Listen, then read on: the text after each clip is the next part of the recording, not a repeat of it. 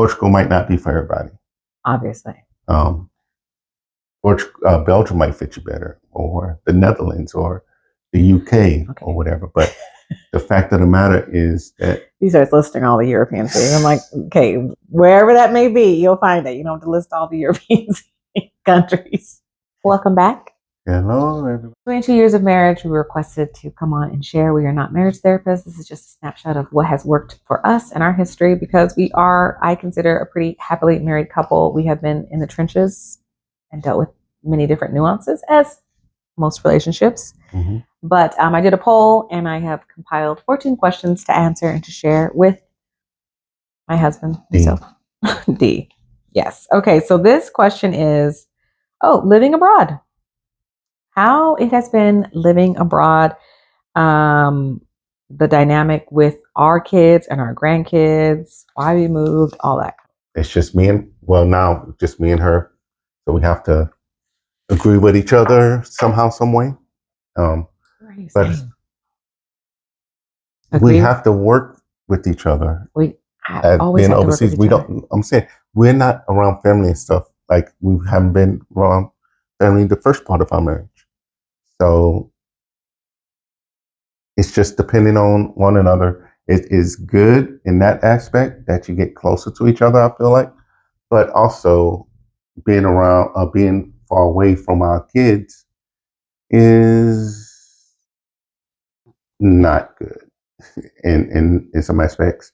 Because sometimes you want to be there to help them out in the times that they need it, or need assistance and need help, and you have a whole ocean body of water in between. So, and then you got grandkids that you absolutely love. Yeah. What you got? I started school abroad. I was always away from extended family, so I grew up in a very nuclear family. I didn't have a lot of cousins and grandparents and all that. So to me, it feels very normal, in the sense of it's normal that grandparents don't live super close, not this far away. And I think it's really cool that we kind of forged our own path and decided to move abroad. Our families didn't move abroad. To create a whole nother type of life. So I love that. It absolutely has its challenges with being abroad. You know, it's not all rainbows and sunshines. There are different conveniences you miss that the States provide that you don't have abroad, overseas, and language barriers and travels and all the bureaucracy and immigration. There's a lot that comes with it. And I feel like travel in general helps to expand your mind, especially for Americans, to get out their little bubbles. But yeah, I miss my children very much. I miss my grandchildren extremely.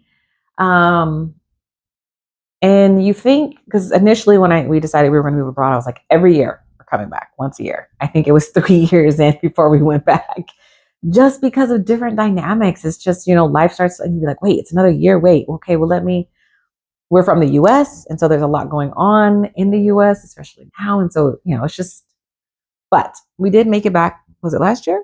Last year. Was it last year? Mm-hmm. Was it? It feels like it was so long ago. We did make it back last year. Yeah, because remember, we're coming up to 1 year in this. I don't know. Maybe, yes. So it was last year. And it was so beautiful and great to love on our grandbabies and to see our children. Family and friends, of course, too. But again, because I grew up very nuclear.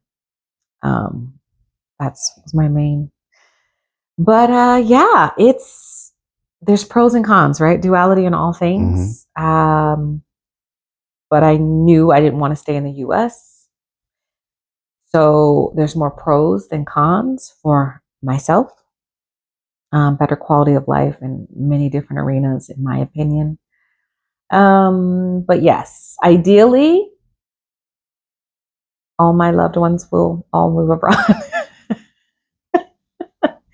In an ideal world, we'll just set up shops in a whole nother country. Yeah. What else? What about living abroad? Why did we choose Portugal? So, little disclaimer. I did the researching. He actually started to follow some of the accounts Bigger accounts like I think you've seen Our Rich Journey, Oh yeah. Our Black Utopia. Uh, did you do Blacks at Global? Not Black until in we were Portugal? here. So I didn't follow any of these people or know their accounts and things. I met them once we got here. But I did the research as far as like what country to even move to. There were certain things that we wanted to have. My husband doesn't like cold, so I knew we needed to move somewhere warm. We knew we wanted to move to Europe because the travel is a lot easier. So it was like Europe, warm places. And then it went into like quality of life, healthcare, safety, blah, blah, blah, blah, blah. So I had done several years of research, and the top three were Spain, Panama, and Portugal. And yeah, Portugal ended up winning out for different reasons and moved here sight unseen, which people don't believe. So we do, we've done things very unconventionally, which is, I think, a perk. And one of the reasons why we are in our mid 40s, retired empty nesters, is because we do things very unconditionally living in a foreign country. We don't really follow a lot of the status quo. I don't, and he supports what I do. So it kind of just works out. Um, but yeah, so after all the research, and we moved sight unseen, and people thought we were pretty mad for picking up and getting rid of Marie Kondoing our lives, just downsizing, downsizing, downsizing to the point that we just had a pallet, one pallet that we shipped over, and then of course our suitcases and stuff. And basically everything you see is, It's either here or it's what do you mean here? like purchased here. Was purchased here, yeah. Mm-hmm. And I wanted Portugal when she presented the list just because I heard great things of Portugal early on in my career from some outstanding supervisors that I had early in my military career. And it's turned out to be true. Now, they didn't highlight everything. Yes, the bureaucracy here is slow, but it's a double-edged sword. Because of how their belief is that everything will happen when it happens. There's no stress. They don't hold on to that stress, but that's just it. It happened when it happens. There's no rush for it either. So um, it's a double-edged sword, that's for sure, here in Portugal. But living abroad, you just got to find a place that kind of suits you and your needs. Um, Portugal might not be for everybody. Obviously.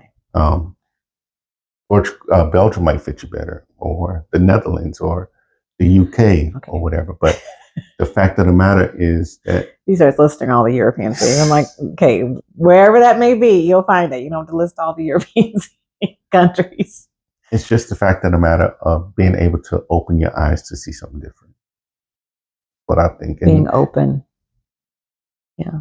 Sure. Yeah. And that's what I think that we did coming on this move over here. So yeah, and we actually stopped in Mexico for 3 months before we moved to Portugal. So it was almost been 4 years. In January, it will be 4 years that we've been living outside of the U.S. And it'll be 4 years in April. We touched down April 1st in Portugal. It was an April Fool's joke. It was real. We finally had made it after months of prep. And yeah. So is there a place that you want to go? Like, do you have like a place that you visited that you could possibly see living at, or a place you've always been curious about that you want to visit and maybe move to? What are your thoughts on moving abroad, and how is your dynamic with family? Because a lot of people couldn't understand us moving because we had children. So to put it into, perspective, we have 3 children.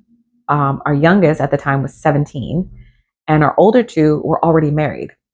And my daughter already had a child. So we had a grandkid and 2 adult children that were already married. And so my thought was, well, one, my daughter married military, so who knows where she was going to go. And then my son ended up, so it's like, do you just travel? I have multiple children, so I just travel around with their lives. Like, they're like, just how are you leaving? And I'm like, well, you do know the purpose of families is children grow up and most of them move away and start and create their own life wherever that may be. And I think it was really hard because they were just like, I can imagine if I had kids, but then it was like, okay, when the grandkids, so I'm like, so do I just travel around with the grandkid then? Wherever they went, we were going to go and not do our own thing. Like, that seemed a little foreign to me.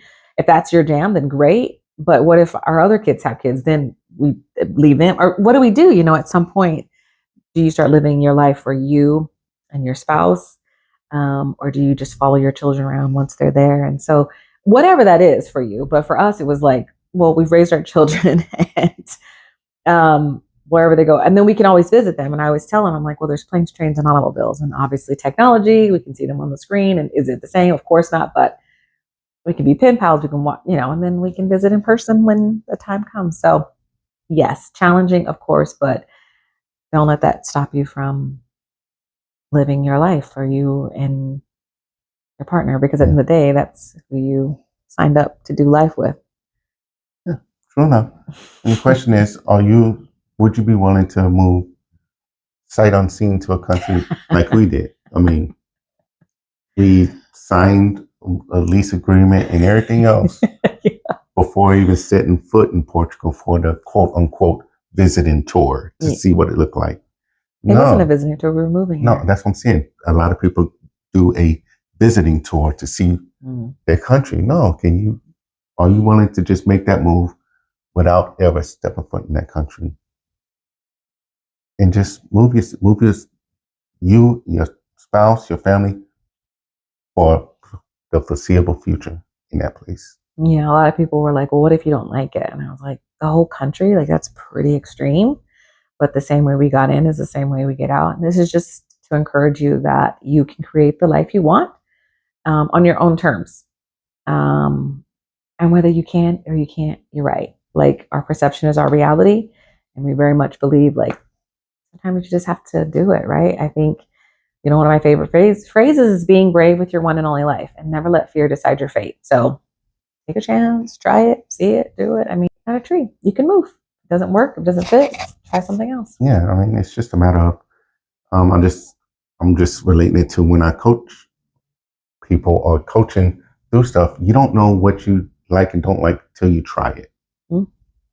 Right? You got to try it first before you can say, "Oh, I don't like that." Well, why don't you like it? Mm-hmm. You can't just be like, "Well, I just don't like it." Mm-hmm. Or, "Oh, I'm gonna love that," and then you do it and you find out it's absolutely horrible. Yeah.